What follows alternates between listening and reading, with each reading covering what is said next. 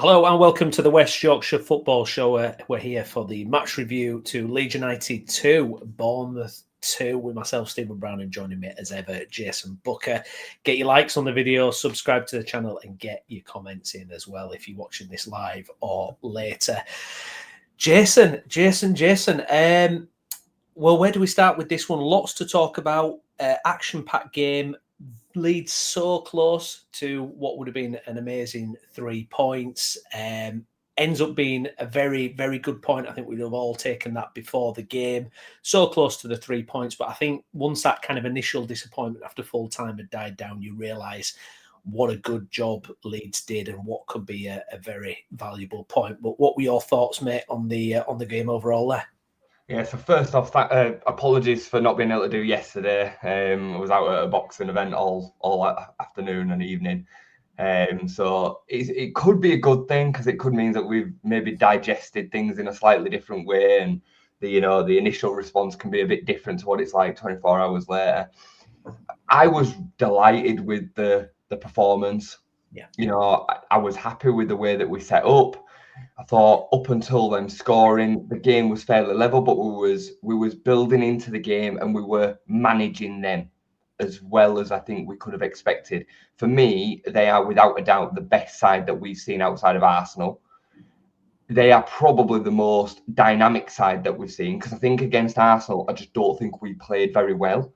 And Arsenal took advantage of things like set pieces and whatnot. Whereas Bournemouth looked like they had so many different patterns of play going on, and we really stifled them. We controlled the game extremely well. In the first half, we really should have been 2 or 3-0 up. Before they even scored, Calvert-Lewin has 2 gilt-edged chances. One that he should do really much better with. One that I think was a reaction and did as well as he could, and the keeper saved. And then the first one, I think maybe just comes a bit too early. But he's the kind of striker that is going to often miss them ones. Yeah. Bamford missed that as well. You know what I mean? He's one of them where he's just get it on target and that's enough kind of thing. So, yeah, there was so much to like. The free kick was, I don't want to cover too much all at once, but the free kick was stupid. Stat gives it away sillily. I then think Darlow doesn't set the wall up correctly. I said to you, literally as soon as it happened, like, why at that range is the wall even jumping? It makes no sense. Yeah. You're going to have to do extremely well to get it up and over the wall from that distance. Having the decision that the wall's going to jump and the draft excluder is going to do its job is just silly anyway, because it only takes this much higher than the legs of the player for it to go over the draft excluder and then through the wall if the wall jumps. So it just made no sense to me. This whole, the draft excluder needed to be longer. I mean, that's just like what we're doing. Good morning, Gav. Cheers for your comment, mate. I know I'm picking the mick out of what others have been saying online. I mean, it was just a nonsense situation. But again, we showed the capabilities to be able to rebuild on the back of that, like we did against Wolves, to come back and actually lead the game and deserve to win the game. We were really good value for 3 points yesterday. Really, really good value for 3 points. And we'll get into the reasons why we ended up not getting the 3 points, a little bit of naivety and the Premier League doing Premier League things. Bournemouth are a hell of a side. To a man, nearly every single player on the pitch, 1 to 11, you would pick a Bournemouth player. Nearly. Maybe not all of them, but nearly all of them you would. And yesterday, Daniel Farke got it spot on against what some would say is the Premier League's #1 coach. Certainly in the top 3 or 4. And Daniel Farke outplayed him yesterday. That goes without saying for me. So, loads to love, mate. Loads to love. And for me, the manner of the performance overrides the result. Them performances over a 38-game season are going to see us finish comfortably safe. And that's what matters for me. Yeah, that was my kind of thought afterwards. Like, a team that played that well, surely we're going to be okay this season, because it was quite startling, and I was trying to compile a list of what opposition managers have said about Leeds and Farke this season so far, and I think we're starting to see a trend here. I mean, I absolutely agree with you. I mean, Bournemouth, you can see the technical level, the sharpness, the energised. You can almost see that kind of Bielsa DNA from Iraola, where everyone is so energised, frantic, the movement and everything, but I thought we coped with it absolutely fantastically well. They had next to no chances. I mean, I was watching Match of the Day highlights again last night. Do you know how many highlights Bournemouth had? They had 3. And 2 were the goals that they scored. Yeah. Had one little scuff chance, and that was it. We had a catalogue of them as well, though, didn't we? Yeah, and you talk about a team that are 4th in the Premier League with, like you say, a coach who, rightly so, is touted as, could go right to the top. And I thought we did a number on them. I thought we were absolutely perfect. And what actually surprised me, Jason, was how average they were second half. I mean, I was really surprised because, I fully expected that second half. Thought they're probably going to really put it on us this second half. And it was the opposite. I thought Leeds dominated the majority of that second half. That were down to us, though. Yeah. That were down to the way that we played. I mean, the individual performances and the collective group effort and the way that the formation and the tactics stifles play. It's a mid block. It's not a low block. It's a mid block, and it forces the opposition into a bit of a no man's land. They either have to go along, which then is going to either go through to Darlow or be dealt with by the defence, or they try and play through really tight areas. And when they brought on Brooks and Tavernier, they started getting in between them gaps a little bit because they've got the capabilities of being able to work in them little pockets. But before that, they had nothing. And even when they came on, it was still minimal. They created a couple of hard chances, like you say, but it was minimal. And it was more just seconds. Even the goal was a second. It was just poorly defended free kick. And then, the defence get caught with it going back over the top of them. It's one of them. But look yesterday. I made a point of it afterwards when I had a look through all of the Premier League games. Go and have a look at how many goals were scored late yesterday. Yeah. Brentford scored in the 90th plus. No, that wasn't a winner, but they killed the game off. Chelsea lost the game in the 90 plus 10, so the 100th minute and then 120th minute. I don't know what happened in that game. I didn't keep up with it, but Manchester City scored, I think, 3 after the 90th minute. Yeah. And there was another game. Palace scored in the 97th minute to win the game against Liverpool. And then there were our game as well. So it's not just like, war Leeds. Like, Premier League teams keep going into the last minute. They threw everything at us to get that point. And even though we deserved to win the game, as Browney said at the beginning, we'd have absolutely snapped your hand off at a point. Yeah, I'm seeing a little bit of narrative building up about it. We didn't game manage correctly, which, to put it bluntly, is bullshit in my view. Yeah. If you were expecting a team as good as Bournemouth to never give you any kind of threat, which they mostly didn't, we contained it very well, and then stupidity and a bit of selfishness in my book cost us, at the end, 3 points, and I'll kind of expand on that in a little bit. But in terms of those positives, Jay, I mean, if we kind of go back, I mean, for me, the only kind of real period of disconcert was, I think they scored, and then you had Ampadu look really shaky for about a kind of 15 minutes. It was a really bizarre period of time. Ampadu looked really off it all of a sudden. I thought apart from that, he had a good game. I thought that had some silly moments yesterday, really silly moments. And I thought Struijk looked really shaky, really shaky. Yeah, the pass first half. Because we were trying to play it out, and look, Farke said all along we're going to stick to our a version of our DNA. We're going to try and create things, and but it made me nervous because that Bournemouth press is something else. I mean, they're right on Darlow, they're right on Rodon, they're right on Struijk, and I thought Struijk struggled with that. I thought it was good second half. I can't pick fault at him second half, but that first half, I just thought, is this going to be a little bit too much for him? His distribution was shocking in the first half. Shocking.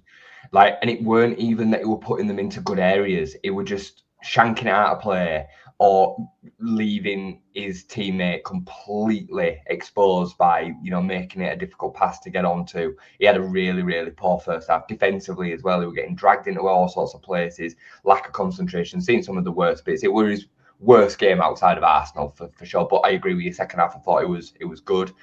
I thought the team were really good second half, really good. I thought there were some really standout performances from, I thought Okafor showed some really, really clever different moments than we have from anyone else. Yeah. I thought Sean Longstaff was a man possessed. The distance he covers, the tackles, the body on the line attitude. You know, he's the kind of player I think that just embodies everything about Leeds United.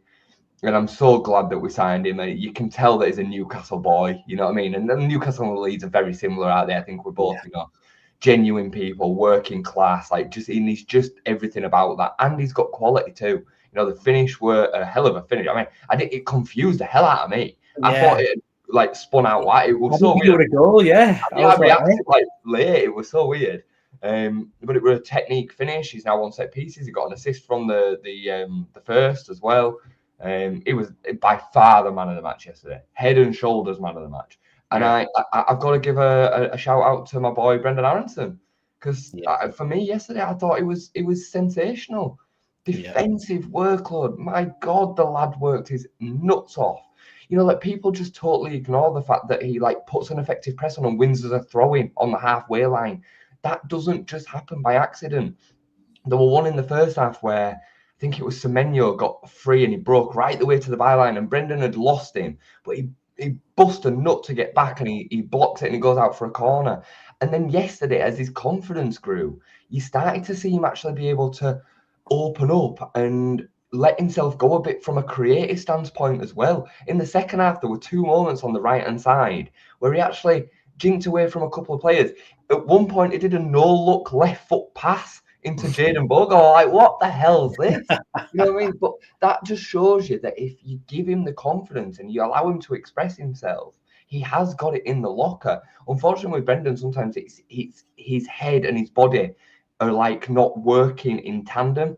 I think he does feel a lot of the nerves and the anticipation. Everything feels dead erratic with him. But yesterday, he did just settle it down a little bit. You know, you mentioned before we came on, he stood a couple of players up and actually, no, I'm going to go past them. He has got it in the locker. Yeah, he's got like a step over. He's got, you know, a bit of trickery within him. So I was so proud of him. I thought he was excellent yesterday for me. And then lastly, before I'll carry on and just keep talking forever, I thought Dominic Calvert-Lewin again was brilliant. You know, yes, he missed too many chances. We need him to take one of them ideally, but he's in the positions to create them. That's the first thing. And I know it's a bit of an old, you know, adage. He's in the position, he'll end up taking it. It's what managers would say, but it's true, because that's actually the hardest skill. The skill of finishing it is actually just hitting the ball. It's getting into them moments that's really difficult. And not only that, but running into the channels, winning flick-ons, holding the ball up, winning free kicks, making the opposition under pressure to go out for a throw-in, all them little bits again that get you up the pitch. He was excellent. I'm going to stop talking next, otherwise I'm going to... and I kind of want to touch on all three players that you've mentioned there. I want to bring this stat up as well from the fantastic Johnny Cooper. Sean Longstaff today was the first Leeds United player Opta has on record to create 7 chances and win 10 duels in a league game, covering 12 kilometres per game so far. I mean, £15 million he cost. People doubted it. People sneered at it. People thought he's not, you know, got techers. He's not flair. He's not, you know, this, that, and the other. And he didn't play much for Newcastle last year. I think he's shown in this short spell. And don't forget, he didn't start the season as well. He's had to fight his way into the team, but he's made himself undroppable, in my opinion. 100%.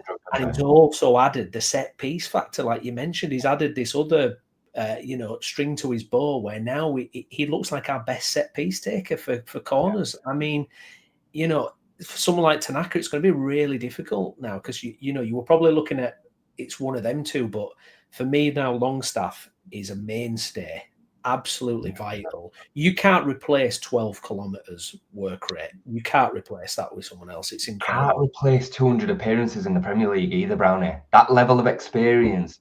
And I would argue, outside of Ampadu, he's the first that'll put his body on the line. Him and Joe Rodon, they will throw everything in front. And it matters. The amount of shots that were blocked on the edge of the box by Sean Longstaff yesterday. You know, he'll throw his body on the line, and he's just got that experience. Me and you mentioned yesterday about the reaction in the celebration to the goal. Yeah. And that, when I watched it back, it was actually Sean Longstaff. that brought them all together. He was like, come here, we're going to have a little bit of a debrief. And because there were certain bits before we scored that weren't right. You know, you mentioned Ampadu, and we were losing control in certain areas. And after that, it settled it all down. And that was down to Longstaff again, you know, and you just see him talking to players in certain ways, like, do that, you know, be aware of that. Like, he's got that experience. He's absolutely vital. Yeah. Brilliant bit of recruitment. Honestly, brilliant bit of recruitment. Absolutely. And, you know, I even noticed it in the Arsenal game that when he came on second half, he was the first one that was vocal, the only one that was vocal. You know, we didn't have Ampadu that day. And I just thought, I made comment of it then. I was like, that's good to see. Someone who's vocal, like you say yesterday, getting the boys together for a huddle and his quality as well. I mean, you know, the finish, you know, he was unlucky not to score against Fulham. He had a really good attempt that day. You know, the assist. I mean, you know, it's all coming together for him. And the thing is now, this is not a Newcastle situation where you're competing against Tonali, Gimenez and Joel, and where you're just simply not going to be in it. He can be, you know, the heartbeat, front and centre at Leeds, you know, and he is a captain, isn't he? He looks like a captain. You can see he's got that captain in him. Like you said, the recruitment, absolutely spot on. Another one that I think other Premier League teams will be going, oh, why didn't we? Why didn't we go there? I actually think technically he's underrated. I think technically he's actually a pretty good footballer. Yeah, you know, he's got good passing range. He reads the game extremely well. I'd say that. Obviously, his output in terms of his physical capabilities or his running distance, like you're not able to run 12k by accident. He's really worked hard to make sure that he's at that level. You know, like I say, I think all of his basics, his fundamentals are really, really good. He's got a good touch. His delivery yesterday from the set pieces, what I really liked about him was they were lofty with idea. They went to the back post, which then allowed Rodon to get on it, which then allowed it to come back into the box. And the goal was just a perfect delivery of that, which allowed Rodon to attack it on the back edge of the 6-yard box. He's a top player, mate. He's a top player. And again, you know, if we'd have signed him from, I don't know, let's just say we'd have signed the exact player, him, but it was called Walter Pandiani from Genoa. We'd have been like, oh, Walter Pandiani, oh my god, like, and then it'd have been, and 100%. We'd be looking at him now like a bit like we look at Stack, you know, the fan base. And I like Stack, and I really like him, and I was gassed by it as well because I'm aware of him, and I think we've seen why we can be gassed by it, but we've also seen deficiencies. But the level that Stack got in terms of the credibility of the signing in the summer was up here, and the Longstaff one was down here, even though facts told us that Longstaff was actually the more guaranteed good signing. Makes no sense, but that's the truth. So yeah, I can't say enough about him, mate. And I think since he's coming to the team, he's been undroppable. Yeah, I think that's a brilliant point, and I think that sums it up nicely. Because Stack, you know, for me, there's this thing that Stack does. I've noticed in a few games where he's got space around him, and it's a ball to head, and he always manages to find an opposition player. I'm like, what are you doing? And I think, you know, he's clearly adapting to the league and the level. And I think you're absolutely right. You know, we've seen some brilliant moments for him. For me, he's probably, you know, the thing is that physicality, though, that engine he's got is just so vital. But a little bit more quality on the ball, I think, on a consistent basis is where I would like to see him get to. I think it's funny with Stack. I think, again, if you were to refer to a video game or Football Manager, he's got like high levels of like passing and a couple of the other attributes. But then there's a couple of them like mental ones like vision or composure, where at times they're in the lower bracket, and he just needs to be aware. You're absolutely spot on. There were one in I think it was the first half, where he was completely open and the ball was coming to him, and he headed it back towards his own goal, towards the fullback areas where it was just a crowd of players. And it's like, why? Like, you literally had the space of Ellen Road to bring the ball down and turn out. But you know what? We're not going to sign perfect footballers at Leeds United in the first season of being promoted to the Premier League. We're just not. That's where we're at. And we have to coach these players into being better versions of the players. He's got all of the things that you would want a player to have. Everything that he struggles with can be coached. It can all be coached. So, you know, for me, I love our Tanaka, and I know we're going to get onto Tanaka. I know we're going to talk in detail about him. But for me, that 3 is the mainstay 3. Yeah. Because they are all specialists in the roles in which we want them to play. I love Tanaka, and Tanaka for me was probably our best player from over the whole course of last season. He was probably, we had so many good players. That might be a bold statement, but it was definitely up there. It was fantastic. But his skill sets transcend better to the Championship than they do to the Premier League. Yeah. And he's also not got the physical capabilities in the stature, we spoke about it before, that the other 3 have. They are all built specimens that can really handle themselves, and Tanaka's not got that. No. And he's also got a lot of naivety, which we're going to come to. So, but yeah, just on Stack, I think he will be a serious player. He will be a serious player. I'm you know, you can see his quality, can't you? Yeah, he's just got to cut out, you know, giving the ball away needlessly and giving away the free kick for their goal as well. It's like, come on. I mean, that's just, you know. He's a bit petulant at times, isn't he? Yeah, you know, he needs, you know, ironing out a little bit, but you can see, and I think you're absolutely right, he's part of that unit that works so well. Brendan Aronson, who you mentioned there as well, and, you know, I agree with what you said. First half, he was frustrating me on the ball because giving it away, losing it, couldn't seem to create anything, but the defence is always there. Defensive work is tremendous and the pressing is tremendous. But you're absolutely right. The second half, you just saw this kind of confidence kind of grow, and he started to do some really nice stuff on the ball. And you know, when he went off, he got an ovation, which I thought was really justified. And it's like I said to you, I don't understand this type of player, Aronson, someone who, you know, gets stuck in, works so hard, you know, will run and run and run. You know, Leeds fans normally, we really love a player like that. How many players have we seen over the years that have not been great technically, but just put a shift in and they earn our respect? I think Aronson, you know, it's these hurdles he's having to leap to get in the fan base's affection is crazy. But I think I've noticed a slight kind of change online where maybe people are starting to appreciate a little bit more. I think what I would love to see from Brendan is more consistency in that final ball, that attacking output. And, you know, if he could deliver that, arguably that spot is his, because, you know, for all the clamour for Nonto and Dan James as well, I think Dan James, you know, there's clearly something there with fitness so far this season. And, you know, from what we saw in the early games, it wasn't great. Nonto for me is really overhyped. It could potentially be there until something, you know, happens later on. Because I think you bang on. I think when you look at Noah Okafor on the other side, and there's part of me going, oh, you know, if you had that version on that side as well, God, we'd be such a threat. But, you know, Okafor for me, you know, clearly less on the defensive side, and it was fascinating with him as well because he didn't touch the ball, and then all of a sudden he comes alive. He's so dynamic and comes alive. And with Brendan, you're getting this kind of baseline work that he's always involved in the game. You know, he's always involved in the game. Is Brendan? You know, it's you know, wild when you see it. But I thought again, really good, and I just hope that he can find that second half confidence more often and earlier in a game. Like you say, it's difficult because it's a mental game, isn't it? It is a mental game. He has got technical ability. He has got the ability to do it. And it's like I said to you before, he's got to use his weakness as his strength. You are smaller, you are slighter.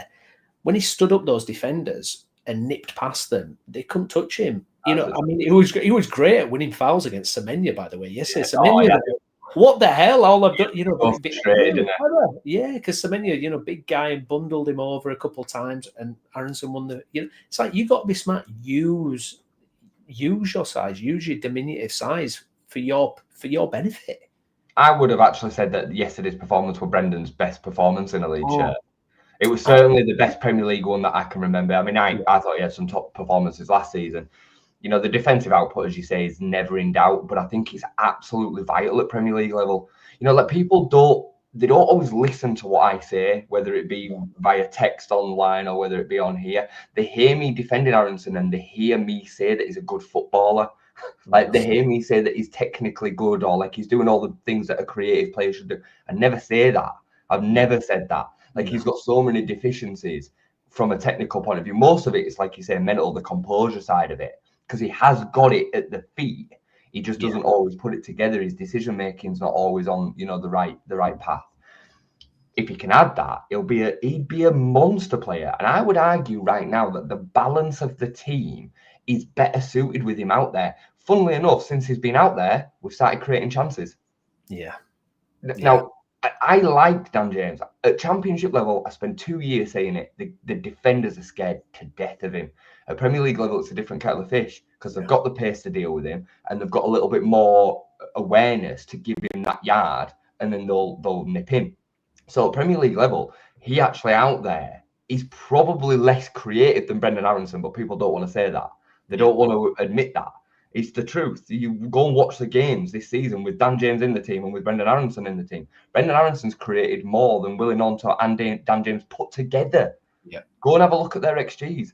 So, you know, and you make a great point about the, you know, the kind of generic player that would win the hearts of Leeds fans. Yeah. David Batty, technically, you know, he was a very good player, but he was about what he was about. Calvin Phillips.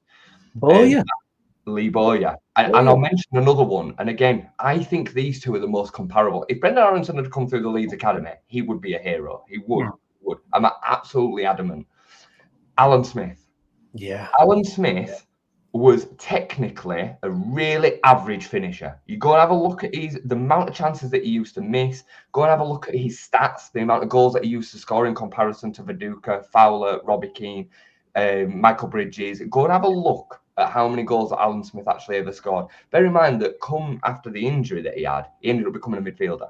Yeah. He ended up becoming a rough tackling, ball winning midfielder. Yeah. Yet we loved him because of what he used to give in press, passion, enthusiasm.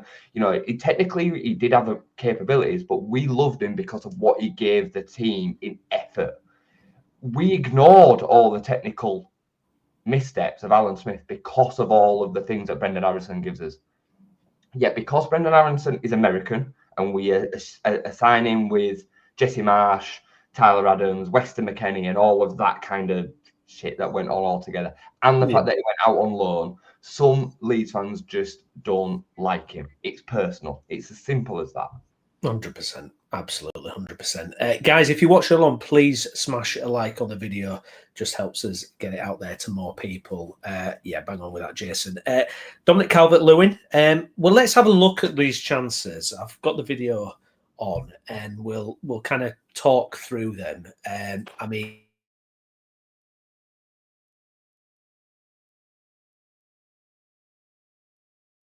replay, and then I'll get it going again. Right, we'll do it again and not be muted this time. So the first one here, Jason. Obviously, it came so early. Decided that it would have been absolutely terrific. I think that third one is tough. I think it's really tough to generate the power. I think if he decides to go with his head, he's in trouble. I think the only way he probably scores that is if he brings it down and as a shot, because he has got a little bit of space to maybe get a shot away quickly. I think the first one just comes so early that he's probably not really set for it, but he should probably do a bit better. He should get it either back across or high into the side that it went in. I think the second one's absolutely fine. He's stabbing it towards goal, and the keeper makes a really good save. Yeah, I agree. As John says here, DCL is getting better. If we can keep him fit, we will have made a very shrewd signing. He might be vital, you know. He might be absolutely vital. Yeah, it just when you watch him, what he does, I mean, he's just such an outlet. You know, you got Bournemouth high press, you got all these players breathing down your neck. Dallo, smash it long, and it feels almost when that long ball comes up, it feels like you've got like a 75% chance of him winning it ahead of the defender, and that's pretty much what happens. And it just relieves so much pressure. And you compare it to Peru, who, you just, it's impossible to get that from him. I mean, I think you're right. I think he could be absolutely vital. I think Peru leaves in January.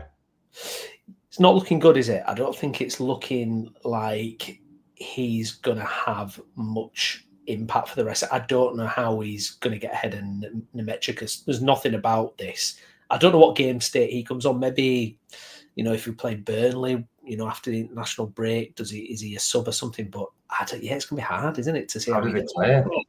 It all depends on the fitness, doesn't it? If they're not, if they do break down and have an injury, then sure, he's going to get some game time. And I thought it was great against Everton, but yeah, we've seen flashes then since then. And I mean, Arsenal away is a tough one for anybody to be really given any jip with, but he is so far from Calvert-Lewin's level if Calvert-Lewin's fit that it just makes no rational sense to ever play him.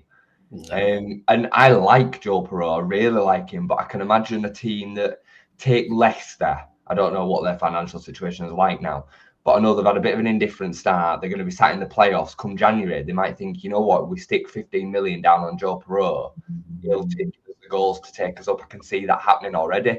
So, or there was registered interest in the summer from PSV. He goes back to Holland or something like that. But he's not going to be happy with not playing games, and rightly so. He's a footballer. He wants to play games. So, but with the way that we're playing and the style that we're now adopting, and we're going along so much more, and it's the right thing to do. By the way, it gets teams turned around and it makes up for the deficiencies that we sometimes have technically building up from the back because we're not Manchester City, right?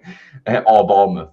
So going long to Calvert-Lewin, sometimes winning them flick-ons and the ball's dropping down for the players in and around and makes a lot of sense. But Perreault can't do that. It'll just come straight back at us every time.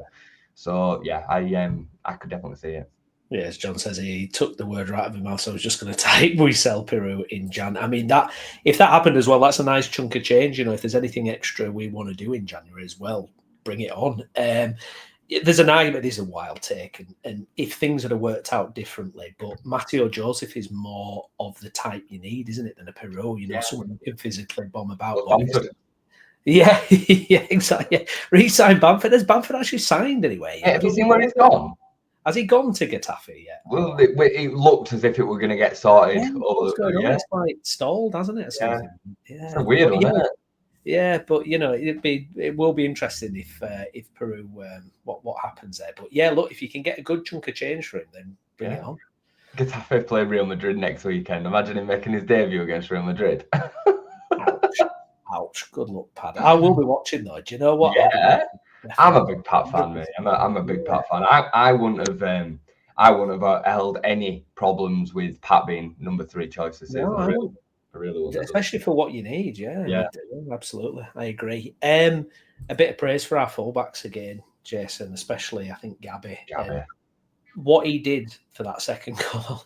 And we've seen this a few times where he's fighting, scrapping, and manages to kind of get the ball and do something. He is kind of exceeding my expectations. We've pretty much sung his praises every week we've reviewed him, to be honest. He's just been absolutely outstanding. He's kind of left back we all wanted for so many years, and you kind of run out of superlatives for him, really. He's the best left back we've had since Bournemouth. Yeah. He's head and shoulders above everybody we've had since. He's excellent, mate. He's so direct. He runs with the ball really, really well. He's got good speed. He's defensively really solid. He's perfect. He's a perfect Premier League level left back. He will be a serious candidate for potential resale value, 100%.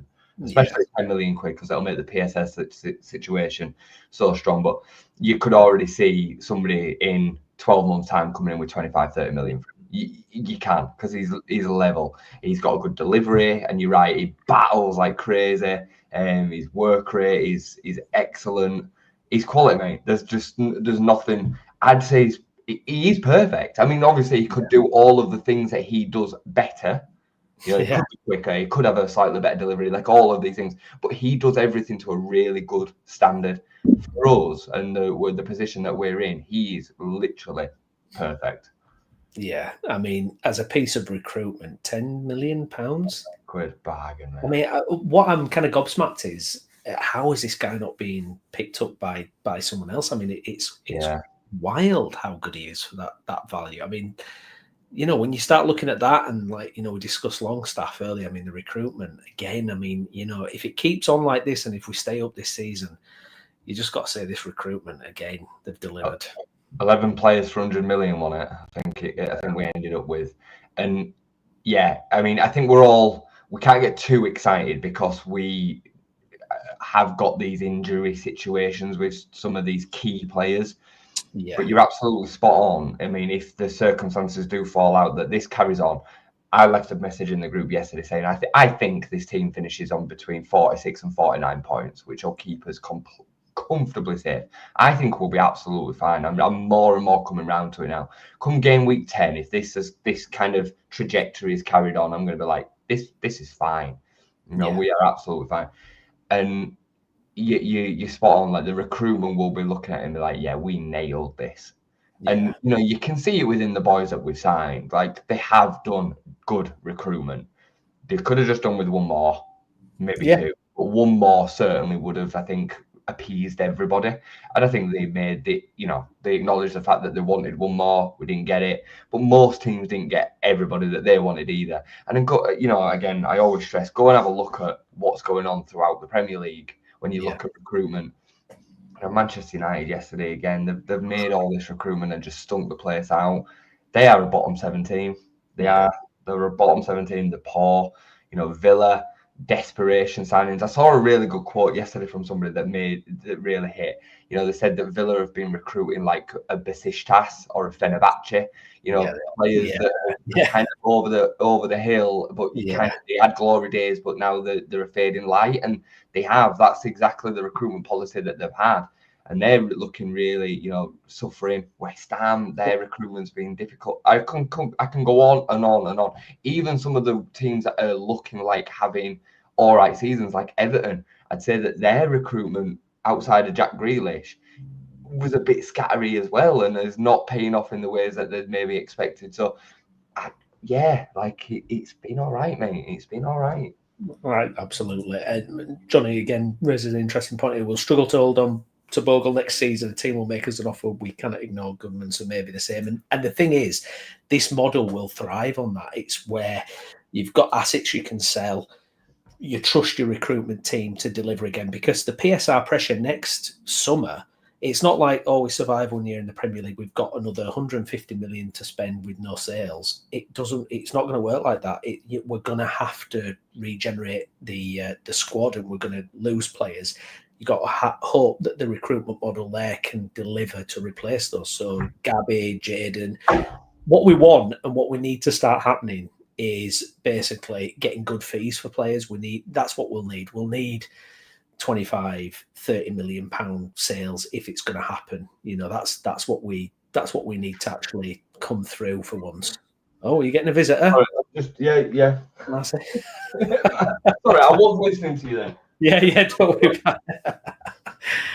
She likes what she's doing. Yeah, no, it's fine. Well, that's what the model needs, and that's what we've hopefully going to set up, because if these players continue like this, like you say, they are going to be in demand. And hopefully, if you get those bigger fees, you can reinvest more, you can get a higher caliber of player, and you build and build and build. That's the plan anyway. 100%. We need to be prepared and accept the fact that we are going to have to sell to build. We're going to go through the pain at some point of losing Jayden Bogle, Gabby Goodmanson, Ethan Ampadu maybe even as well, Anton Stack, Noah Okafor. Noah Okafor now getting exposed at Premier League level and showing these glimpses so far. At some point, what did we end up paying for him? I think it was 20 or a bit less than 20. 20? Yeah, I think it was maybe less, in terms of pounds. I think it was 18 plus some bonuses or something. Yeah. But it's starting to look fairly shrewd as well, because that's not a lot of money at Premier League level. He has a good season. It could be worth 40 million quid. And we then sell that on and bring in another Noah Okafor. You know what I mean? And that is the way that these teams have to work. You know, Brentford have done it, Brighton have done it, Bournemouth have done it. I mean, Bournemouth, I mean, we were talking about it in the preview. They've been this summer, especially, have been the masters of recruitment. To be able to go and sell the volume of players that they did. When we were talking about it the other day, we only mentioned Zabanya and Hoyson. We forgot about Kirkes and the fact that they lost Kepa. I forgot Kepa had gone back to Arsenal. So, you know, they lost 4 of their back 5 and they look better. It's mental. So, you know, and they didn't just lose these players to anybody. They lost them to Liverpool, Real Madrid, and PSG, Champions League winners. You know what I mean? So, like, Bournemouth have just nailed it. And, yeah, we have to be on that kind of road. I'm not going to get married to any player because I recognise the fact that we're going to be in a situation where we're going to have to churn to keep on improving.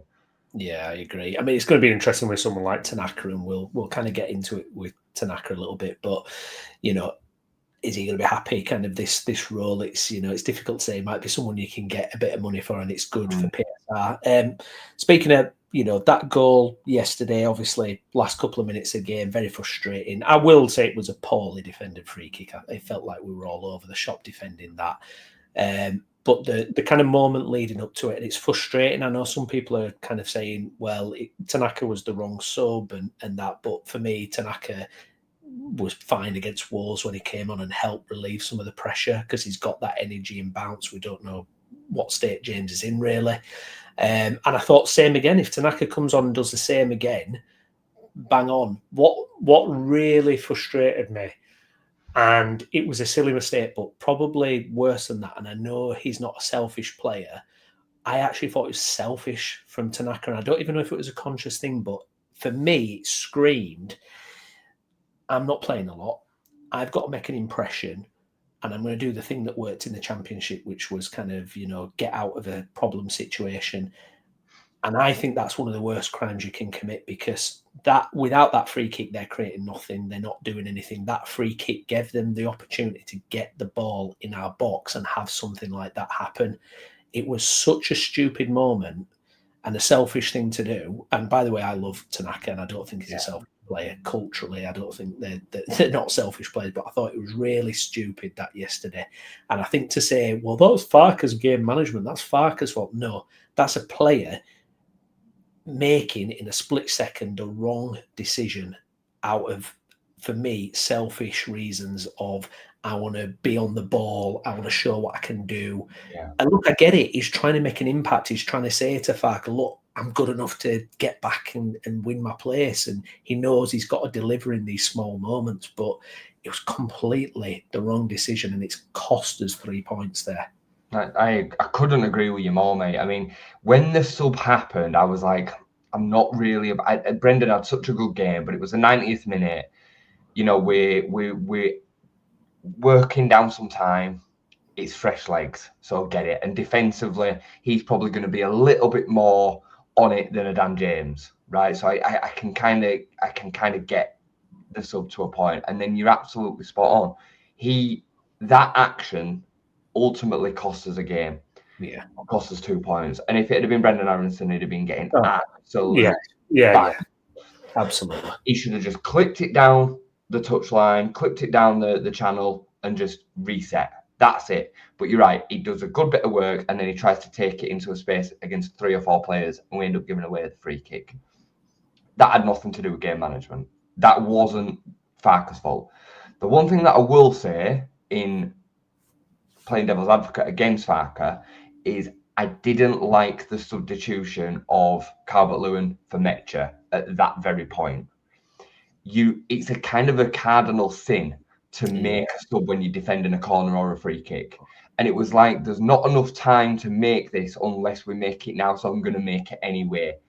And it allowed the organisation to not be set up in the right way. The players had switched off because there was a sub happening and we weren't alive to it. Now, some of that's the players as well, but you as the manager have the opportunity to affect that game state, and he chose the wrong decision. He should have left Calvert-Lewin on, even if that meant that Metcher didn't even get on the pitch. Yeah. I would defend this free kick and just deal with it. So Farke can take it. I'm not saying that that's the reason that we conceded the free kick. Yeah. But it could have contributed. So I think on the Tanaka thing, he makes a big mistake. And I mentioned the word naivety earlier, and we have an air of this within the team because we're gonna have basically a completely inexperienced Premier League team. So you're gonna see naivety from time to time, and that's what Tanaka's showed in that game. You know. Well, we've been when you look at it, we've been heavily punished for small things like this. I mean, Bournemouth have barely had a chance yesterday. I mean, Semenya, apart from the free kick, no threat at all, really. Did nothing. They've had no chances at all, basically. And 2 stupid mistakes have led to their goals. And, you know, you look at the Fulham goal, I mean, Jesus, you know, really heavily punished at the moment. I mean, you know, I wanted to mention Sunderland because obviously I think everyone's kind of throwing Sunderland in the conversation. And I get it. They're a promoted team with us and we're going to use it as a yardstick for where we're at. I mean, Forest had chance after chance. And, you know, no team has created as many chances against us than what I saw Forest against Sunderland yesterday. Yet Sunderland have got the win. You know, and we're getting really heavily punished. So you just want to say, cut the shit. Don't make those stupid mistakes. It's just silly. Didn't it, Tanaka? You just kick it away, do anything but give a free kick away in that position. You know, and you know, people go, well, that's the Premier League and you'll get punished, and that's true. But it's also a fact of hopefully over the course of the season we'll get away with a bit as well. You would like to think, because I mean, I see plenty of other teams getting away with a lot. Yeah, we will, and we will start to get a bit of the rub of the green like that. Like it's the old saying of like it evens itself out of the season. I do genuinely believe that is fairly true. I think the reality is somewhere close to that. And I think that over the course of the season, the performances and setting up in the way that we are will lead to more points than Sunderland's will. You know, I've seen Sunderland a fair bit. I didn't see him yesterday, but I've seen him a fair bit, and they've not looked as good as us, even though they've got more points. I mean, we should have 3 more points on the board. You know what I mean? We should. So, yeah, I'd rather stick to it and gain the experience that we need to cut out the naive moments, and go from there. Yeah, just to raise a couple of points, John. Is it selfish or low confidence on Tanaka? Enzio, don't agree with you there totally. Tanaka coming on, difficult to come straight into the game right at the end and get the pace of the game. Definitely a mistake, to be sure. Thanks for your comment, mate. And yeah, the defending at set piece was poor, switched off there. Yeah, it was a bit ragged. I do want to emphasise just how good the Leeds United performance was yesterday. So I'm going to pull some stuff up that I've clipped here. So Johnny Cooper, Bournemouth had faced 21 shots in the last 4 Premier League games combined. Today we had 19. I mean, that's staggering. I mean, you know, in the previous, you know, 4 Premier League games, you know, I mean, that tells you everything, doesn't it? We've got this, and then Iraola himself, and what I would say is take note of what their manager, what opposition managers are saying. Check what Marco Silva said when we played Fulham. You know, it's all there. Eddie Howe, David Moyes. Iraola, full of praise for Leeds' work rate. He prides his Bournemouth team on their running and physicality, but accepts Leeds were better in this regard. And then Iraola himself saying game was very physical. Calvert-Lewin win a lot of first contacts, physical midfield, winning second balls. Normally we're good in that type of game, but Leeds have been very good in the duels and fighting for the ball. Difficult for us. Now, that's a top coach saying that. He was my dream choice, you know, when Marsh went, I really wanted Iraola. But let's give Farke some credit here. He's creating this team that's doing this to the opposition. You know, and I mean, for me, if we win that game yesterday, I think we would have seen in the next week a lot of Farke repositioning. I think from the media as well, I'm not just talking about fans, but I think the media would have gone, and started to take note and give Farke, because I don't think it's hit the mainstream yet. I don't think pundits or anything are really cottoning on to the Farke element to this. And I think Sunderland getting an excellent win away against Forest, they'll get all the hype, they'll get the spotlight. And I get it. I completely get it. And that's fine. I don't mind flying under the radar. But look at what opposition managers are saying. Where they're basically admitting that Leeds are out fighting them. Yeah. We're out battling and we're actually out playing at times as well. I mean, so far this season, again, I'm excluding Arsenal, we've faced David Moyes, Iraola, Eddie Howe, and Marco Silva. Yeah. All four, that section of the fan base would say a head and shoulders above Daniel Farke. Yeah. They'd also all say that all four of them teams have got a far better team than ours. Yeah. You'd swap them if you had the opportunity. You'd swap all of their squad for our squad like that. Yeah. Yet where is the credit for the manager that has gone up and matched up against all of them? He beat David Moyes. For all intents and purposes, yesterday he beat Iraola out last-minute equaliser, but we were good value for it. Newcastle at home completely stifled Eddie Howe's team. They had a couple of injuries, so did we. Bear in mind that day we had Ethan Ampadu and Tanaka out. So away at Fulham, we lose that game to a 95th minute own goal. You know what I mean? And that is our system and our tactics and our manager that has done that. I'm even excluding Wolves from the situation because people will say, well, the manager's not that much and they're a bad team, fine. But he went and did the job there. He went and got the job done. So I think he deserves so much credit, mate. And every week that goes by and I see my team playing the way that they are, setting up the way that they are, being so credible and competitive at Premier League level, I rate Daniel Farke even more. And I think he just dilutes what happened at Norwich more and more and more. You can see why the 49ers have trusted in him and why the players are fighting their asses off for him, which tells me that you've got a good man manager there. Yeah. You know what I mean? Like a serious man manager. So I think we're in really, really good hands. And I'm excited to see how far he could potentially go. Yeah. I think if he continues on this trajectory for this season, he will end up being looked at by other clubs like people have always said that he's not. People are going to start taking attention and say, well, hold on a minute. He's actually done a hell of a job there. Look at the players that they've got. Hold on, there's a rebuild there, and he's created a situation. There were 10 points. They stayed up by 10 points with that team, only spending 100 million on 10 players. All these things will start happening, and he'll get the credit that he deserves. And I really hope that he does. I completely agree. And it's fascinating to see how that opinion can change. I remember David Moyes obviously did a good job at Everton, was lampooned at Man United. Really bad at Sunderland, really bad at Sociedad, and his reputation was in the mud before that West Ham job. And I think people still have this Norwich in the Premier League thing with Farke. You're absolutely spot on, and it's going to take a lot for that to be removed. But every week he's gaining points, and every week that we look competent at this level, it's going to chip away at that. And it would be absolutely fascinating because this is the Premier League, toughest league in the world, and this guy's delivering. He's taken a team that was relegated up, and if he keeps us up and if he can build on it, it's fascinating to see where it'll go. And you could get those kind of those higher up teams or whatever, maybe even top teams abroad that go, oh, actually, yeah, he's not bad, is he? I was just thinking exactly that. Can you imagine Leverkusen in 12 months' time if we stayed up comfortably and this trajectory continued? Let's just say the Leverkusen position was available in 12 months' time, he'd be a prime candidate. He really would. You know what I mean? So, we could have a serious manager on that. He just deserves flowers, man. He deserves respect. Again, don't really like bashing content creators live, but I'm going to do it a little bit. The noise overnight of his man management and game management, and it's nonsense, waffle, bollocks. That's what it is. He has made mistakes over the last 2.5 years. Of course he has. All managers make mistakes, including Marcelo Bielsa, the best manager that we've ever had, the world's best manager, my hero.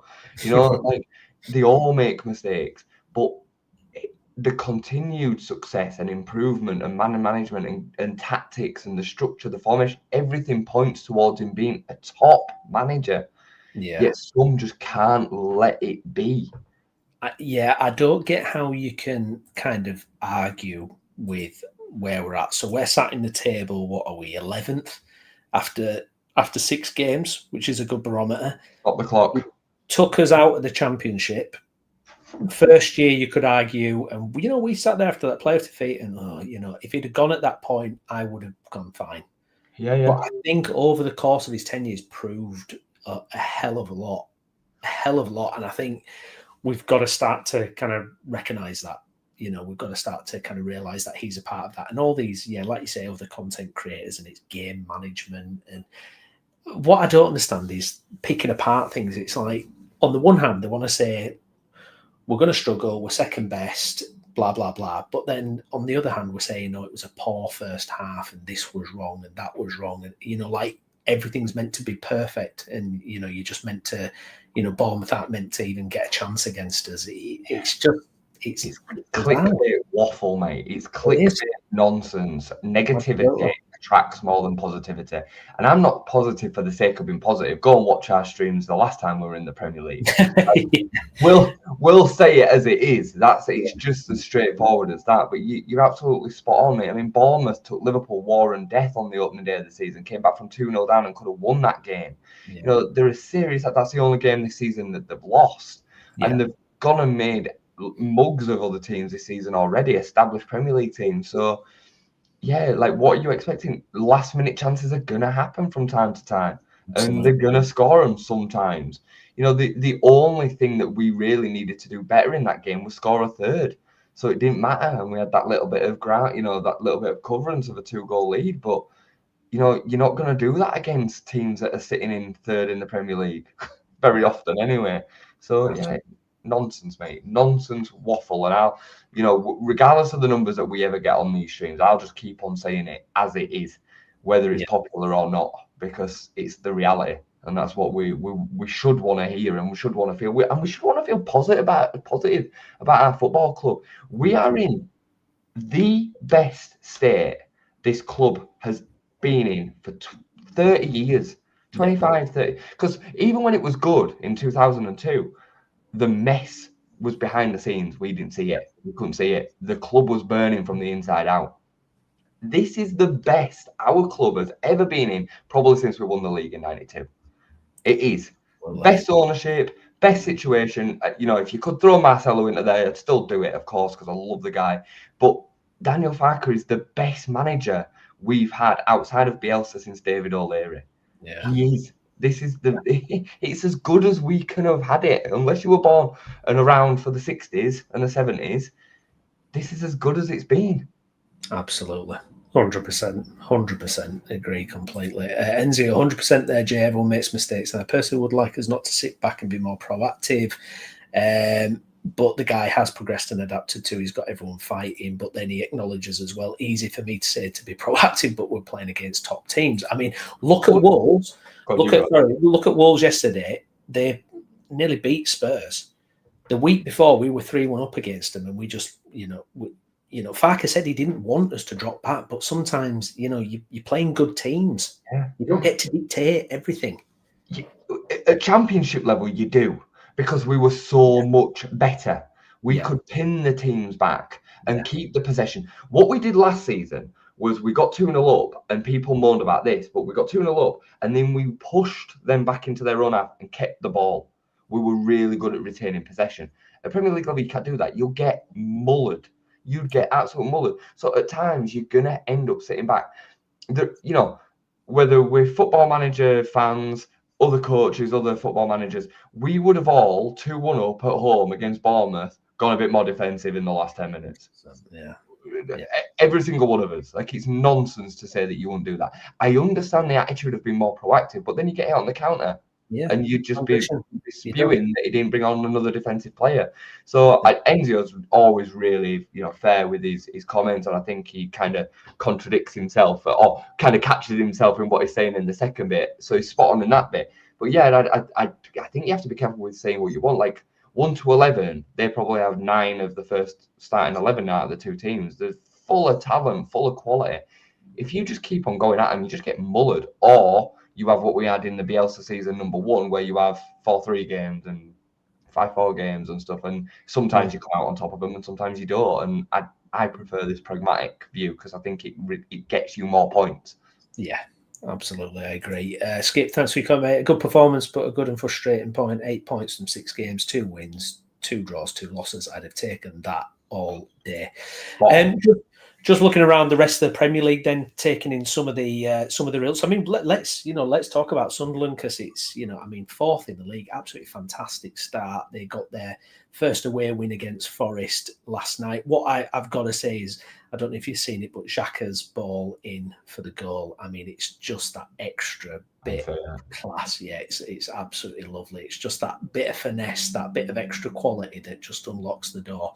But a terrific start for them. Like I say, though, I will caveat that Forest, I mean, I don't know if it's going to work. I don't know if it's going to work out with Ange, because it's that, I mean, they create and but there's just, I don't know. It just wasn't going to happen. You just had that feeling it wasn't going to happen. But I mean, fair play to Sunderland. I mean, I'm happy for them to take that spotlight. Actually, I'm happy for them to take the spotlight. We can fly under the radar a bit and just keep chipping away. Well, I think a lot of people have said right from the opening day they think that 2 can stay up this season. Yeah, and most people were leaning towards it being Leeds and Sunderland. And Sunderland made some really good recruitment. They've got a good manager. Regis Labrie is a top manager. They play some good stuff.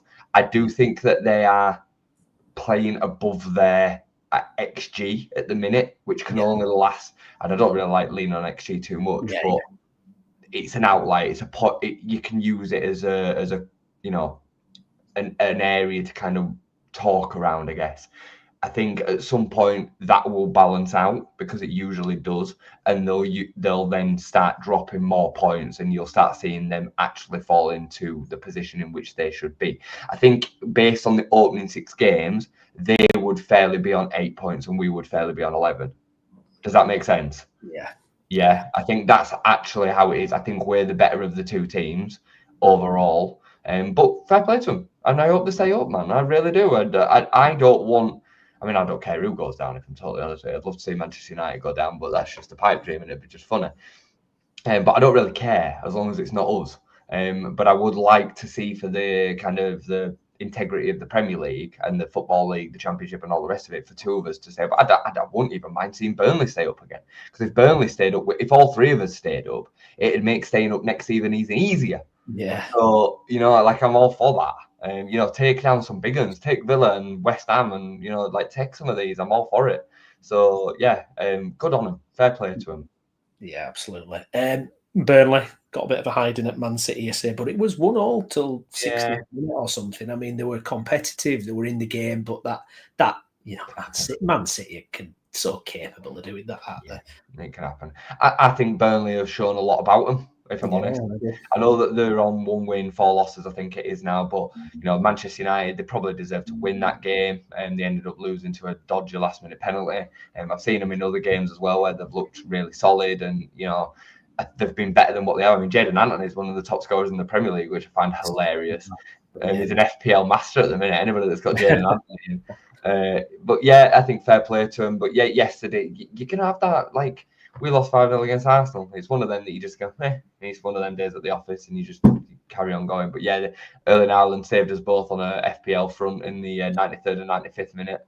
I know you triple captained him. Wow, winding me up. When I saw it was 3-1 and he hadn't scored, I was like, what's going on? Estev scored 2 own goals, then he bless him. Oh no, Jesus, good luck anyone who had him in there. Yeah. Brentford beating Man United, huge win for Brentford. And that's really boosted them, because obviously they're one of them clubs you're looking at a lot of upheaval in the summer.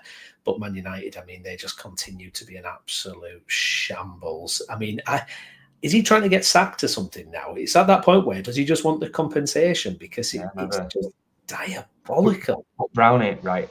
And being deadly safe. I think the manager's a problem, but their biggest problem is their team.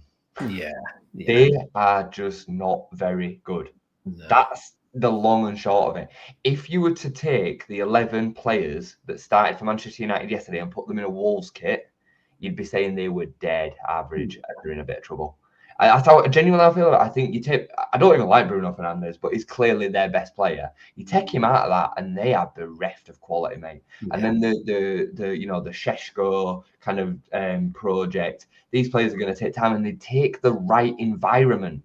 Yes. Some of these players they need. It is. They have got such a serious problem. So yesterday, I wasn't even that surprised. I don't know if you were.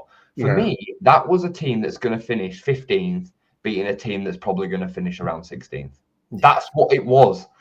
And they might prove me wrong, and Manchester United might sack him and go get. But bear in mind, right? Ten Hag was seen as a sackable offence, and he was actually achieving better than what Amorim was. So they sacked the last manager that wasn't doing well enough.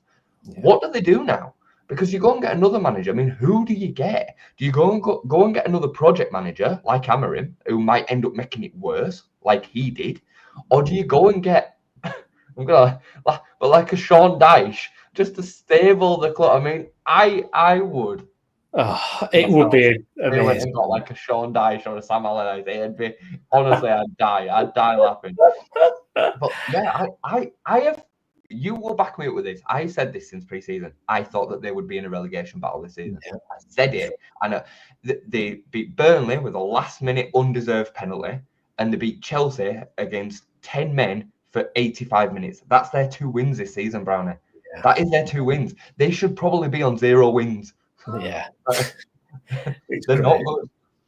It's great, and they this kind of what it is with them as well is they still think they're big time. So even if they sack him, they'll probably try and go for another flash appointment. Yeah, because they're so incapable of humbling themselves and just going, okay, we need to build some foundations here. All right, just spend a load of money on so and so to drag. They'll probably go get some fancy foreign coach who's doing well somewhere, and hopefully it'll just be a disaster. Hopefully they do get relegated. I'd love it. It'd be great. I mean, look, they won't be the best team to have ever gone down. There'll have been better teams than theirs, right? I'm telling you now, even in the Premier League, the Newcastle side that went down under Alan Shearer with all the mess that we're going to, that Newcastle side is better than this Manchester United side. It is. As a squad, it is. It's just you get a set of circumstances, and like I said, the word environment I think is really a really good word for it. And it's a mess of toxicity and lack of structure and planning and awareness and all of that together, and they could easily find themselves in a problem. I mean, last season, them and Spurs would probably both have been really close if the relegate if it was Sunderland this year. Yeah, if it were this year, I said this last season. If Sunderland, Leeds, and Burnley were in the Premier League last season, one of them go down. Yeah, I'm convinced of it. Absolutely. Feels like Liverpool finally kind of probably got the result that their kind of players deserve. Lost to Palace, and Palace now up to second. The only unbeaten team left in the league. Yeah. They're just fantastic, aren't they? They're a kind of inspiration, I think, to any non-traditional big 6 or 7 clubs that, look, this is what you can do. That's the manager they should go for. Yes. Yeah. Them, the red side. I was just kind of thinking, like, who do they go for? But that'd be the manager. That'd be the one, Glasner. Top manager. I mean, what he's done there. And again, you talk about a club that have to sell. They still, and they don't really, on the face of it, have any big hitters. I really like Mateta. I think he's an absolute handful, unit of a player. This season, he's rediscovered Ismail Assar, who was previously at Watford, who's doing brilliantly. But then he gets the best out of players like Will Hughes, and it just bog standard players. The whole situation with Mark Gay and being able to reintroduce him back into the side. Just Dean Henderson rebuilding what really should have been England's number 1, and they've turned him into a top keeper. They're just full of it. Munoz at right back, top player. They're just Wharton. Oh, what player he is! Did you see his interview, by the way? I know we're going off of no, I ain't seen it. No. A couple of weeks ago, when he was in the England camp, about being a what did they name? They were a word, but they basically called him a bit of a recluse. Oh, right, okay, yeah. And it was just the way that he answered it. If you're not seeing it, go and see it. Go have a look at it. Cole Palmer like or something, was it? Say again. Was it a bit like a Cole Palmer interview or something? Where he, like, a bit, yeah. It was just not media trained kind of interview. Yeah. It was just really, really funny. It made me laugh because he's just a proper down to earth lad, but he's a player, man. He's just such quality. Well, yeah, absolutely. And do you know what? And 2 subs as well. Will Hughes, that him just hanging around there, and he wins the header that sets up our old mate Nketiah for a finish. You forget they got Eddie there just waiting in the wings who can come on and grab a goal like that. It's probably a perfect role for him to be honest.